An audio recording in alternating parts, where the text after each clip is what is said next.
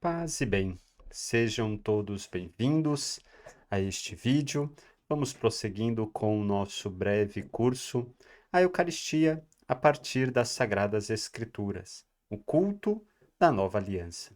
Este vídeo tem como título A Páscoa no Tempo de Jesus e a Última Ceia. Bem, até aqui, nos vídeos que se seguiram, nós buscamos compreender a Páscoa da Antiga Aliança dentro de todo o evento do Êxodo. Depois, passamos a mostrar qual era a esperança de Israel no tempo de Jesus, a esperança por um novo Êxodo e uma nova Páscoa, uma nova experiência de libertação. Mostramos como Jesus, tal como um novo Moisés, vai realizar essa esperança de Israel, vai instituir uma nova aliança, uma nova Páscoa, na dinâmica de um novo êxodo, em vista de uma nova terra prometida. Tudo isso nós estudamos nos vídeos anteriores. Agora, nós queremos aprofundar de que modo a paixão, morte e ressurreição de Jesus se torna uma nova Páscoa celebrada na Eucaristia, instituída, na última ceia. Para isso, por primeiro, nós queremos buscar compreender o que Jesus de fato realizou na última ceia. Mas para isso, antes iremos olhar como era celebrada a ceia pascal no tempo de Jesus, para poder começar a entender o que ele ali realizou. Bem, no tempo de Jesus, a Páscoa era celebrada de modo diferente, vamos dizer assim, do que nos primeiros tempos, porque o rito da celebração da Páscoa vai sofrendo uma evolução ao longo do tempo, né? Desde quando foi celebrada lá no Egito e nos primeiros anos após a experiência da libertação, para o tempo de Jesus houve uma evolução na forma de celebração, para destacar mais a solenidade e a importância que era esta festa. Foi sendo agregados alguns elementos à celebração. De modo, por exemplo, que no tempo de Jesus, o cordeiro pascal, por exemplo, era sacrificado no templo de Jerusalém, pelo sacerdote. Então, seguia-se a refeição pascal, né, nas casas. Tudo era bem regulamentado, por isso a ceia pascal passou-se a chamar Seder da Páscoa, e a palavra Seder significa justamente ordem, né? Então, era um rito bem organizado no seu modo de ser celebrado. Nós vamos encontrar as descrições antigas deste modo de celebração da Páscoa em fontes da tradição judaica antiga. Então, fontes como a Mishnah e a Tosefta, que são, vamos dizer assim, livros que trazem as compilações das tradições judaicas. É verdade que esses textos eles são bem posteriores ao tempo de Jesus. No entanto, muitas das coisas que ali se diz remontam ao tempo de Jesus, de modo que a gente pode mais ou menos imaginar, bem, talvez um pouco por cima, como que era celebrada a Páscoa no tempo de Jesus. A princípio, a Páscoa era, no tempo de Jesus, celebrada em 4 partes, que eram destacadas por 4 cálices de vinho. Isso se confirma pelos textos das tradições judaicas, né? Como, por exemplo, o da Mishnah, que diz assim: na véspera da Páscoa, próximo da época de oferenda, um homem não deve comer nada até o cair da noite.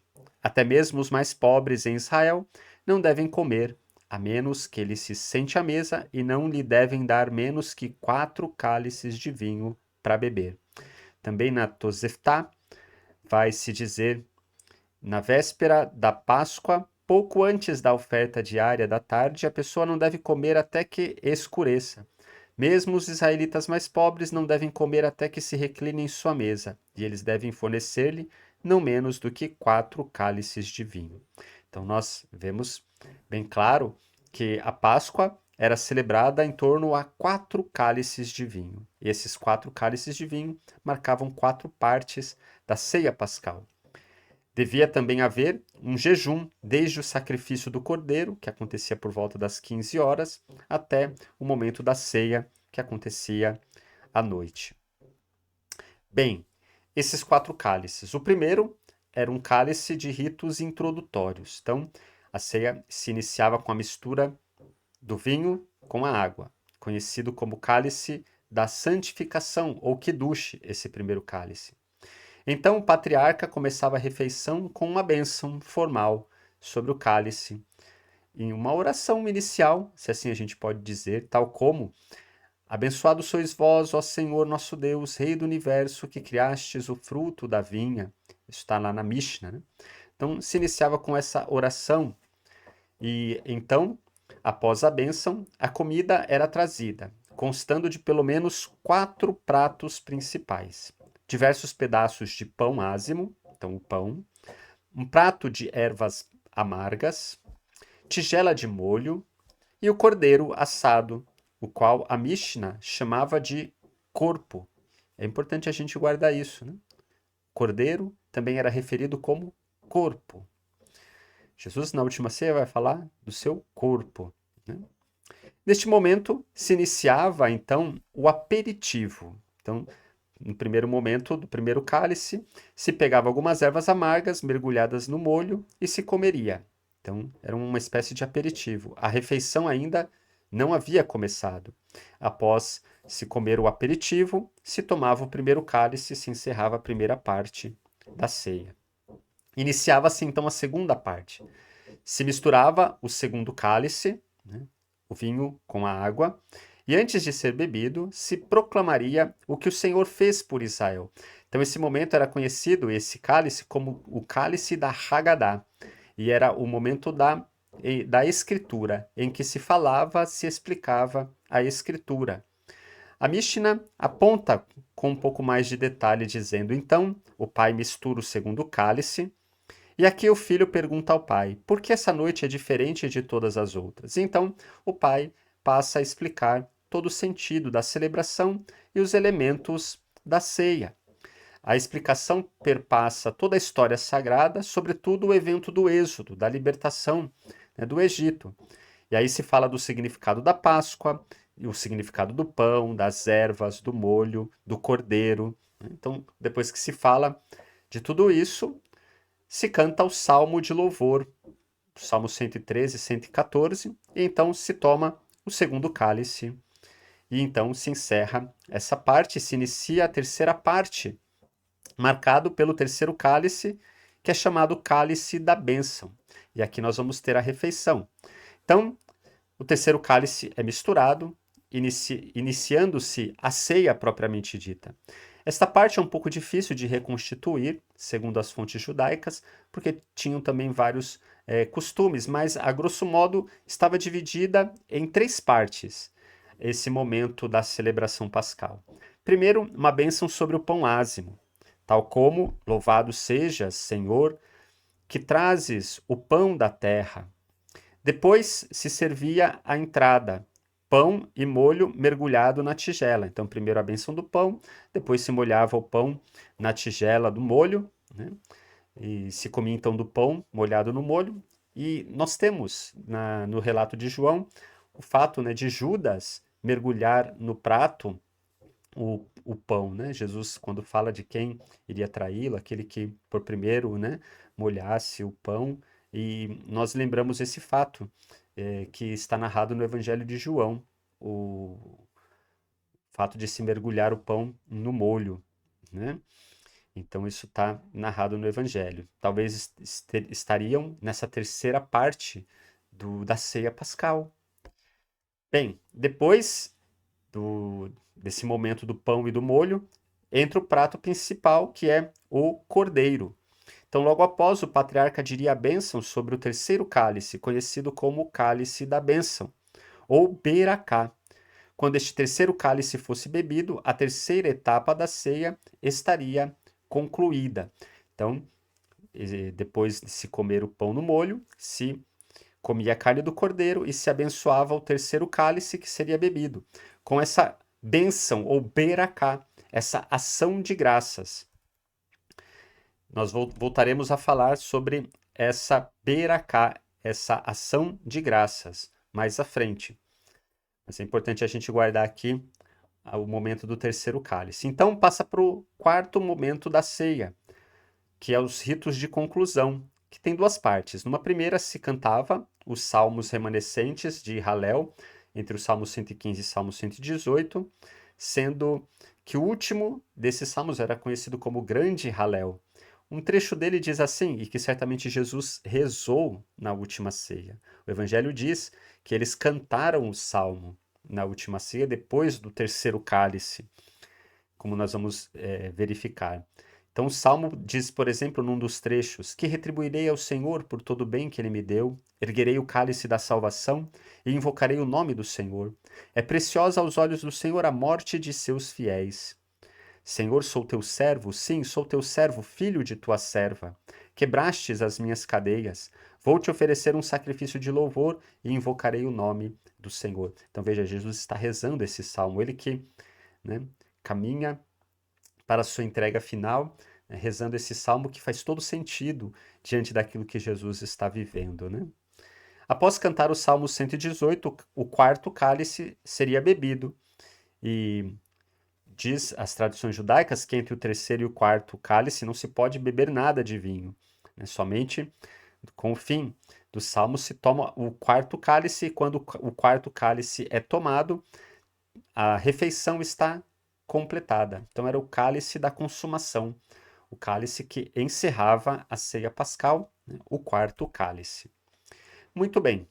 De que modo e em que momento da ceia Jesus instituiu um novo rito da sua Páscoa? Porque Jesus iria celebrar com seus discípulos uma ceia pascal.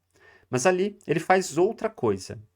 Então, a grosso modo, segundo uma hipótese, o que nós podemos dizer? Que após beberem o segundo cálice, antes da refeição, em que se deveria comer a carne do cordeiro, no momento da bênção ritual do pão, que seria partido para depois ser distribuído e comido, Jesus acrescentou a fórmula da consagração ao pão, dizendo: Isto é o meu corpo que será entregue por vós, comei dele todos. E ao mesmo tempo aqui, né, o pão se torna o corpo, o cordeiro, porque na ceia de Jesus, com os apóstolos, não se fala do cordeiro. Se entende que o corpo de Jesus tornado, né, ali presente no pão, que não é mais pão, mas agora o seu corpo é o cordeiro comido, né? Então, isso acontece ali. No fim dessa refeição, no momento do terceiro cálice, o cálice da bênção, ao pronunciar a longa oração de ação de graça, em que se exaltavam as maravilhas operadas por Deus na história da salvação, Jesus acrescentou: Esse cálice é a nova aliança no meu sangue, que será derramada por muitos para a remissão dos pecados. Então, esse momento do terceiro cálice se fazia uma grande oração de ação de graças por aquilo que Deus operou na história da salvação e na libertação do povo, sobretudo. Nesse momento, agora, a gente pode imaginar, né, uma nova redenção realizada em Jesus, a redenção por excelência. E ali Jesus, então, acrescenta sobre o terceiro cálice, esse cálice é a nova aliança no meu sangue que será derramado por muitos para a remissão dos pecados. E essa é a redenção que ele nos traz, né? Então, o terceiro cálice foi o cálice que provavelmente Jesus tomou, e desse terceiro cálice é que ele vai dizer: Isto é o meu sangue, né? O sangue da nova aliança. E de fato, né, havia mais de um cálice na última ceia. É interessante que no segundo evangelho de Lucas a gente vai perceber dois cálices ali, né? Lucas vai dizer assim, no capítulo 22, dos versículos 17 a 20: Então, tomando um cálice, deu graças e disse: Tomai isto e reparti entre vós. Pois eu vos digo que doravante não beberei do fruto da videira até que venha o reino de Deus. E tomou um pão, deu graças e partiu, distribuiu a eles, dizendo: Isto é o meu corpo que é dado por vós, fazei isso em minha memória. E depois de comer, fez o mesmo com o cálice, dizendo: Este cálice é a nova aliança em meu sangue, que é derramado em favor de vós. Então, observe que tem dois cálices ali narrado, né, segundo o Evangelho de Lucas. Então, provavelmente, os cálices mencionados ali é o segundo, é dado o segundo cálice, depois vem justamente o momento da bênção do pão, em que Jesus torna o seu corpo, e também no momento em que se comia a carne do cordeiro, e depois o terceiro cálice, que é o cálice da bênção, no qual Jesus diz: Isso é o meu sangue, o sangue da nova aliança. Isso se confirma por aquilo que Paulo vai dizer na carta aos Coríntios, a primeira carta aos Coríntios, capítulo 11, versículo 16. Paulo fala que Jesus abençoa como seu sangue o terceiro cálice da ceia pascal. Diz Paulo: o cálice da bênção, que nós abençoamos, não é uma participação no sangue de Cristo? Aqui Paulo se refere ao cálice da bênção. O cálice da bênção é o terceiro cálice da ceia pascal. Depois do terceiro cálice, tornado o sangue de Cristo, diz o Evangelho de Mateus: tomou depois o cálice, rendeu graças e deu-lhe, dizendo: bebei dele todos, porque isto é o meu sangue, o sangue da nova aliança, derramado por muitos em remissão dos pecados. Digo-vos doravante, não beberei mais desse fruto da vinha, até o dia em que o beberei de novo convosco no reino do meu Pai. Depois do canto dos salmos, dirigiram-se eles para o Monte das Oliveiras. Então veja, Jesus tomou do terceiro cálice e disse que não tomaria mais do vinho, né, a não ser no reino do Pai. Ele canta os salmos, justamente a quarta parte da ceia pascal, canta os salmos e já saem para o Monte das Oliveiras, sem tomar o quarto cálice que concluiria a ceia pascal.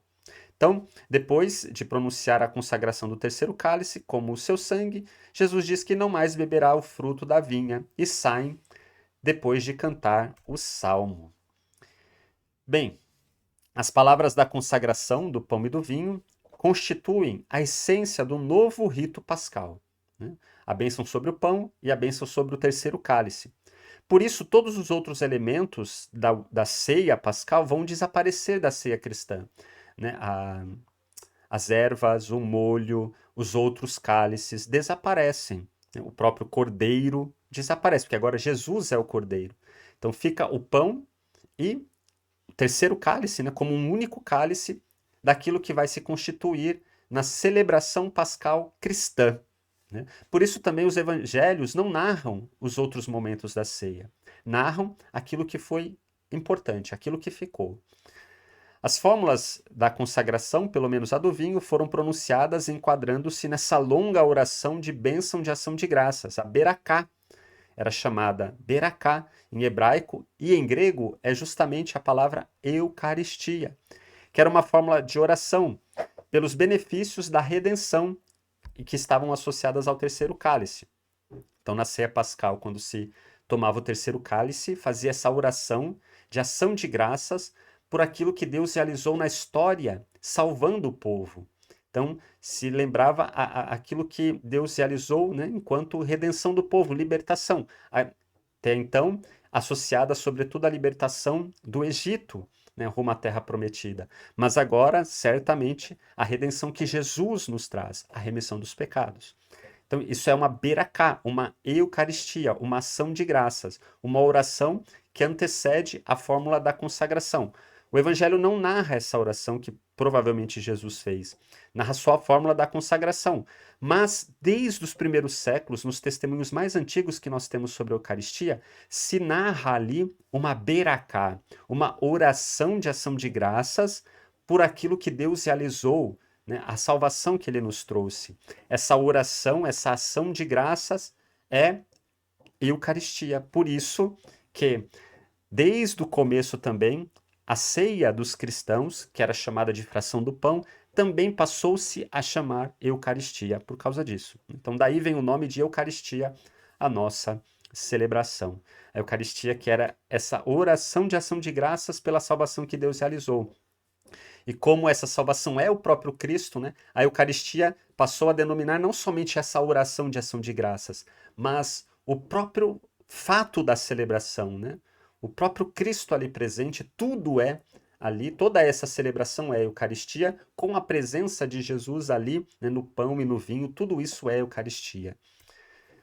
Bem, da Beracá hebraica surgirá desde o início a tradição cristã da oração eucarística, a Beracá, né, a Eucaristia, a ação de graças, que sempre acompanhou a celebração dos cristãos, conforme os testemunhos antigos, que nós vamos poder conferir na série que também está sendo desenvolvida, né, sobre a Eucaristia nos primeiros séculos da Igreja, né, o testemunho primitivo dos cristãos sobre a Eucaristia. Curta lá também essa série aqui no canal.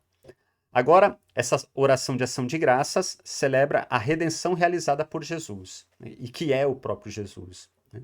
Então, a Eucaristia, essa ação de graças por aquilo que Jesus realizou por nós. Jesus institui assim um novo rito pascal, uma nova Páscoa. De que modo esse rito irá expressar o novo sacrifício realizado por Jesus? Esse sacrifício que se consuma, sobretudo, na cruz, né? Mas que Jesus de alguma forma antecipa na Eucaristia. Nós vamos refletir sobre isso, né? E de que modo essa celebração celebra a salvação que ele nos trouxe. É o que nós iremos aprofundar nos próximos vídeos, depois que a gente procurou compreender como era a ceia no tempo de Jesus e aquilo que Jesus ali realizou. A partir disso, vamos aprofundar isso que Jesus realizou enquanto uma nova Páscoa que ele institui para nós. Curta, continue nos acompanhando, nos aprofundando no mistério da Eucaristia a partir das Sagradas Escrituras. Paz e bem.